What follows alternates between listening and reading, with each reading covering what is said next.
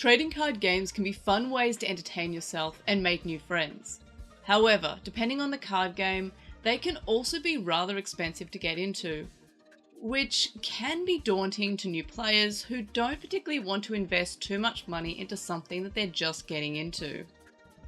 However, many card games offer Pauper formats as an alternative where only commons and uncommons are allowed in a deck, and Digimon is no different. Bandai often offer special themed local tournaments which limit cards that can be played, such as a Highlander event where each card is limited to just one, or events where only starter decks can be played. Special promos and alternative arts are given out at these events. Last month, Bandai ran the first Regulation Battle local event for Digimon, where participants could only run Pauper format decks.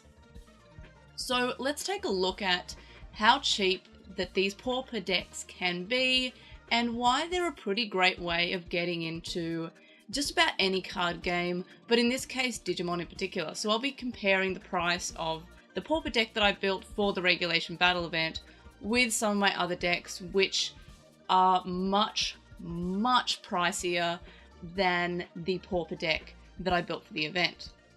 So I built a Palmon deck because, of course I did.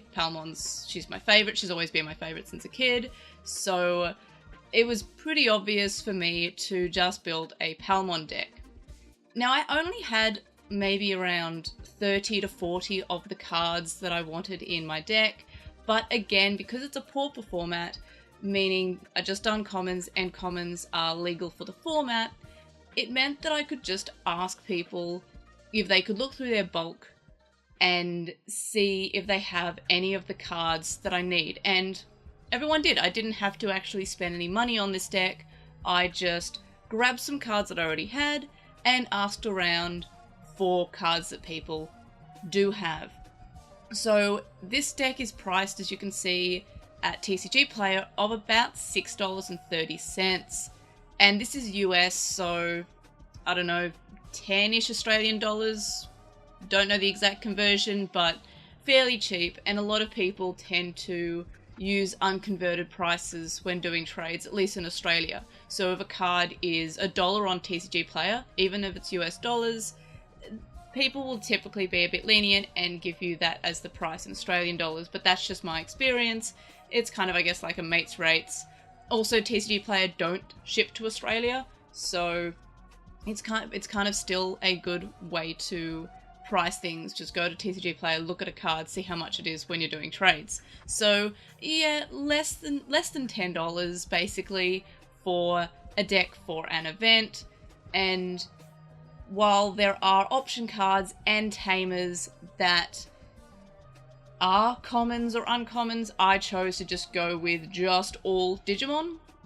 So you can see I've got quite a lot of level 3s here. I decided to kind of, I guess, do Rookie Rush, but without the rush. Was kind of just throwing Palmons, and it actually won me some games, surprisingly, of just getting some Palmons out and then just turning them sideways and having them die to security, but it did pretty well there. So a lot of these are just on-play searches, on-play add a level 4, on-play reveal top 4 cards, add Vegetation, Plant, and Fairy.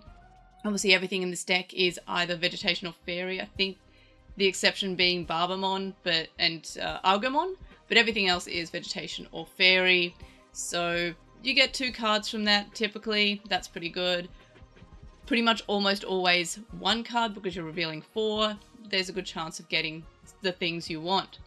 Then another Palmon is start of turn, draw 1. It's nice to have card draw, especially because you don't have much else in this deck except for just trying to find enough to be faster than your opponent. Then we have the Palmon that is on deletion, suspend one of your opponent's Digimon with 5000 DP or less. Especially because you're just throwing Palmons at them, that's a pretty decent one to have. The Palmon X Antibody, which evolves from a Palmon for free or just a level 2, and it suspends one of your opponent's Digimon. And then the your turn once per turn inheritable isn't relevant because there are no tamers in the deck. So a lot of the time on this deck, you want to suspend your opponent's Digimon if they have blocker, and then just fire Palmons at them. And that's kind of the idea of the deck. And again, surprisingly, didn't work out too terribly. Next, we have the Petalmon. Petalmon's one of my favorite Digimon. I love it so much, one of the only highlights of Frontier for me. So on play or when Digivolving, unsuspend one of your level 4 or lower Digimon with plant vegetation and any of its traits. So if you fire a Palmon at security and it lives, you can unsuspend it and then fire it again. So that's pretty neat. Also, if it's suspended, you can unsuspend itself because it's a level 4 or lower. Then it has the inheritable of when attacking, suspend one of your opponent's Digimon. Again, if your opponent has blocker, you can just try to lock down their board while you fire Palmons at them. Or I guess in this case, it'll be a level 5. Then we have Togemon. No effect, just the inherited effect of when one of your opponents becomes suspended, this Digimon gets plus 2000 DP for the turn. So if you're not just firing Palmons, you're firing slightly bigger bodies, so that is cool. Then we have another Togemon. The inherited effect is when this Digimon attacks one of your opponent's Digimon, this Digimon gets plus 2000 DP until end of turn. Again, a big body. Then we have one of the most useful cards in the deck that I found when we did the regulation battle. It is Togemon X Antibody, so it evolves from a level 4 for 2 or a Togemon for free. And it's when Digivolving, one of your opponent's Digimon can't unsuspend until the end of their turn. If Togemon or X Antibody is in the Digimon's Digivolution cards, suspend one of your opponent's Digimon. Again, you're locking down a Digimon and then they can't unsuspend in their next turn, so it kind of slows out your opponent so you can throw more Palmons at them. So that ended up being the most useful card in the deck. If I had it, I was pretty much able to win because, again, I'm locking down my opponent and they can't do anything about it, so that is cool. Then we have a Jataramon, and this is the one that when you can suspend one of your green Digimon, you may play one Digimon card with Vegetation, Plant, Fairy in any of its traits with 3000 DP or less from hand without paying its cost. Again, just get a big board and throw Palmons at your opponent. That's what it does. And then the inherited effect is when an effect suspends one of your Digimon, gain 1 memory. So you're suspending your own Digimon, you're suspending the opponent's Digimon, and you're getting some memory so you can throw more Palmons at your opponent. Yes. Algomon. This card is always just, it's a pretty good green card. So you can either evolve for 3, or you can suspend one of your Digimon to have it evolve for free. And it has the inherited effect of playing out a Palmon so you can throw it at your opponent. So that's pretty decent as well. And then we have Blossomon. No inherited effect, but the same Digisorption as Algomon. Suspend one of your Digimon, reduce the evolution cost by 3, so it's a free evolution. Then we have some Lilymons. We have the inherited effect when one of your opponent's Digimon becomes suspended, this Digimon gets security attack +1. Again, you are suspending your opponent's Digimon a lot, so you can have security attack +1. So when you're not throwing Palmons at your opponent, you can actually throw a bigger level 6 at your opponent with security attack +1, or yes.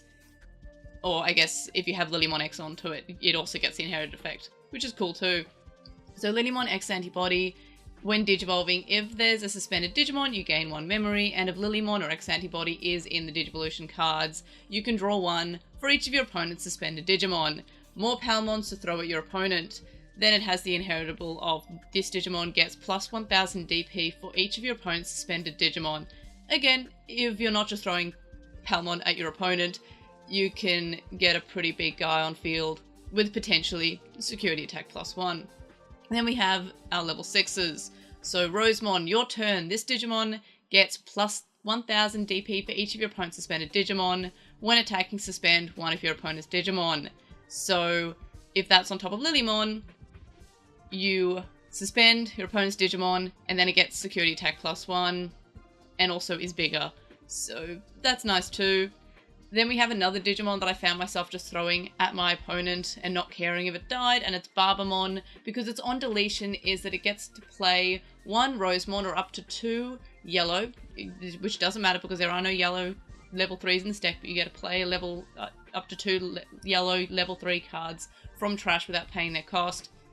That part, just ignore. but you get to play a Rosemon from your trash without paying the cost. So I was just throwing Barbamon at my opponent when I was done throwing Palmons at them.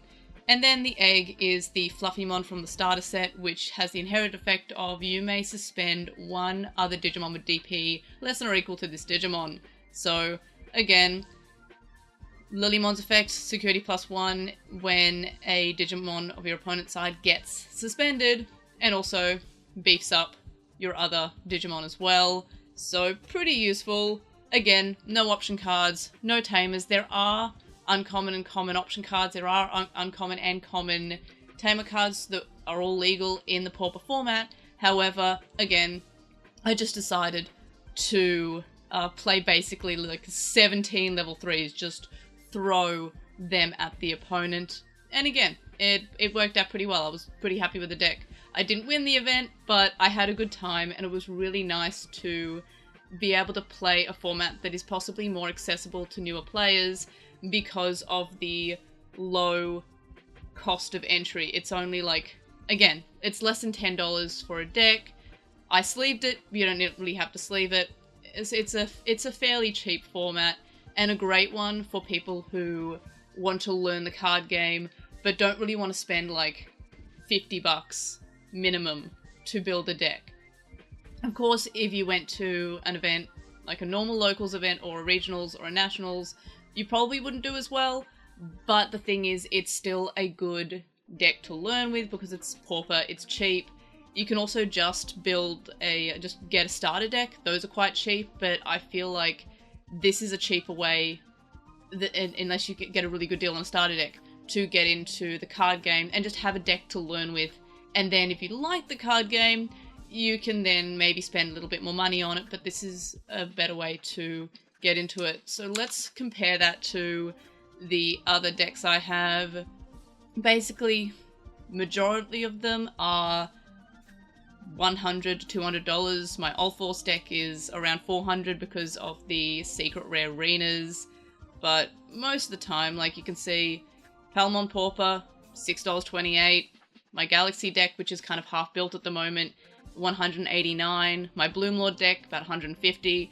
I haven't built this deck, but this is also just kind of like a cheap deck. It's not Pauper, but it is cheaper. Same with Need to Accelerate, which is my Excel deck, which is the next regulation battle event that's running in a little bit, where you can only run virtual pet traded Digimon. So the new upcoming Digimon base set from the original virtual pets and Accelerator. Spooky Scary Ghost, that's just a Necromon deck. Haven't really built that. Examon, because it's newish, it's still cheap. But most importantly, where is Argomon? It's not a good deck, but it's still like $260. Highlander deck, $30. Again, that was another one of their special limited events, so again, that's also a little bit on the cheaper side. But most importantly, my main deck is $441.12, which has a lot of good cards, I guess. It's a better deck. It does probably the best out of all my decks. But again, the price difference is $441.12 compared to $6.28. So if you're getting into a card game, you're probably not going to want to spend $500 on a new deck. You're not going to want to spend $50 on a single card. You're probably not even going to want to spend $50 on an entire deck if you're just getting into the card game. So while this is my favorite deck, this is the deck that I run. I've traded for a lot of these cards. I pulled a lot of these cards. So it's kind of, this deck took a while to build. But in terms of the Pauper deck, I just kind of went through my bulk, had the majority of the cards. I think I had 40 out of 50 of the cards or something, or I guess 40 out of 55 or what have you, because I already had the eggs. And then I just asked my friends to go through their bulk, and I was able to get my leftover cards. I didn't have to go around bulk boxes and spend 50 cents per card on the ones I was missing, or cheaper or more expensive depending on where I was looking for the bulk. I just got to ask people, and because they're just kind of bulk uncommons and commons, my friends were happy to just give me the cards. And if you're new to the card game, I'm sure you'll find people who just have bulk to give you. So this is probably the best way to get into the card game. Again, it's a pretty easy to learn deck. You just throw Palmons at people or build up to a level 6 and throw that at the opponent with security attack +1. You can, of course, if you're new to the card game, you can also just borrow a deck from someone. But if you want your own deck that is easy to play, I recommend just kind of looking at Pauper decks or just kind of like put decks together. Again, the starter decks are something I'd recommend, but that's not always the easiest option because they can be quite pricey. They can be sold out because some of them are a lot better. The more recent starter decks are quite good. The adventure starter deck that just came out, that one's quite good. You can also alter it with the new stuff to make it better. It's already performing well at events. There's also the Double Typhoon starter deck, which is the one that I started on. There's also the 2 Liberator starter decks. They're quite good, but again, they're harder to come by because people buy them because they are good and they've got good cards. And both Zafaga, the adventure deck, and the Terriermon deck, all of those have basically been able to form quite strong, I wouldn't probably say meta, but still quite easy to play in a tournament format and just base it off that starter deck. That's kind of what I've done with my Zafaga deck. It originally started as the starter deck, even though obviously it's grown since then. I don't have many of the starter deck pieces in it anymore, just kind of sprinkled throughout. It's mainly cards from other sets or from sets that came after it, but that's kind of it. That's all I kind of wanted to talk about. Again, I hope that they, as in Bandai, run more Pauper events and more of these accessible and easy to get into events for newer people if they want to try to grow the TCG and get more people into it. These sort of events are a great way of doing it. It's not super competitive. It's not just saying, okay, play your best deck at a locals event. It is just kind of you play a deck that is heavily limited by these rules. So it's a great way to get into the game. I hope that definitely more Pauper events should be run because it's a great way of getting into it. Starter deck events should be run more.